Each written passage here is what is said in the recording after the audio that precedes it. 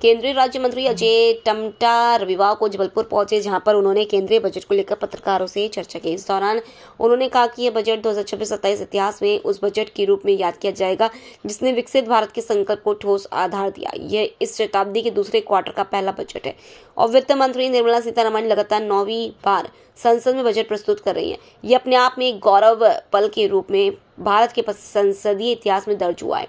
इसके साथ ही उन्होंने कहा कि केंद्रीय बजट 2026 हर नागरिक के सपनों, आकांक्षाओं और भविष्य की मजबूत नींव रखने वाला बजट है। ये बजट गरीब, किसान, युवा, महिला, मध्यम वर्ग और उद्यमी सशक्तिकरण की स्पष्ट दिशा दिखाता है। यह बजट युवाओं के सपनों को उड़ान देने वाला है, किसानों के विश्वास को मजबूत करने वाला है, महिलाओं को आत्मनिर्भर बनाने की दिशा में निर्णायक है, जिसमें मध्यम व गरीब वर्ग को सशक्त करने की सोच को आगे बढ़ाता है। इधर बीजेपी कार्यालय में हुई पत्रकार वार्ता में मध्य प्रदेश के लोक निर्माण मंत्री राकेश सिंह भी मौजूद रहे। आपने जबलपुर की बात कही है तो मैं इतना कह सकता हूं कि ये बजट जो अपने आप में है ये ऐतिहासिक बजट है और ये बजट देश के युवा, महिला शक्ति और आने वाले 2047 के विजन को स्वरूप मानते हुए बजट का प्रोविजन किया है। और ये बजट अपने आप में दुनिया की जो शक्ति के रूप में हम आगे लगातार बढ़ रहे हैं, चाहे आर्थिक शक्ति के रूप में हो, चाहे देश के गौरव के बनाने के साथ साथ आप दुनिया के अंदर हमारी भारत का जो गौरव बढ़ा है, जो मांग बढ़ी है, जो लोग बढ़े हैं और वो देश के प्रधानमंत्री नरेंद्र भाई मोदी जी के कारण से आज देश दुनिया में भारत का गौरव के साथ साथ भारत के डेवलपमेंट में भी हम आगे बढ़ रहे हैं।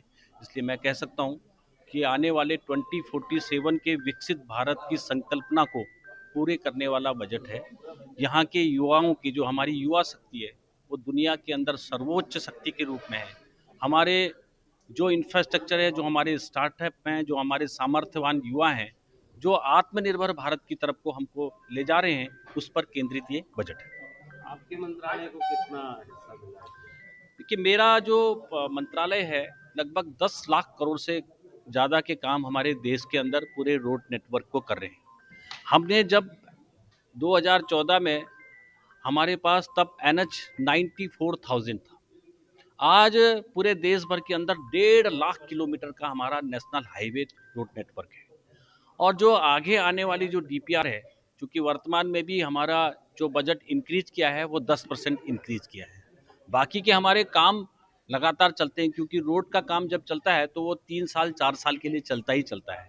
तो इसलिए 12 लाख से करोड़ से ज़्यादा के काम है और 3.25 लाख करोड़ से ऊपर के हमारे लगभग इंक्रीज हुआ है। इसलिए मैं कह सकता हूँ कि रोड नेटवर्क को 2047 को विजन रखते हुए रोड को जो है 2 लेन है तो उसको 4 लेन, जो 4 लेन है वो 6 लेन, जो 6 लेन है वो 8 लेन, जो आने वाले 2047 के ट्रैफिक को संभाल सके, ऐसा ये बजट में प्रोविजन है। अच्छा, ये सर बजट में जो है किसानों के लिए जो है उनकी आय दुगनी करने की जो बात कही जा रही थी, आप देख रहे हैं पिछले 10 वर्षों के अंदर किसानों के साथ नरेंद्र भाई मोदी जी ने जो मार्गदर्शन दिया है, चाहे उनके जितने भी पैकेजेज हैं, जो उनके अपने अपरेटस हैं, उसमें 90% तक सब्सिडी गवर्नमेंट के द्वारा दी जाती है। कहीं 80% की सब्सिडी है, कहीं स्टेट की सब्सिडी को मिलाकर सब्सिडी के साथ साथ किसानों के इनकम को बढ़ाने का काम लगातार देश के प्रधानमंत्री जी के मार्गदर्शन में, चाहे उनको टेक्नोलॉजी प्रोवाइड करना है, चाहे किसानों को सुविधा के रूप में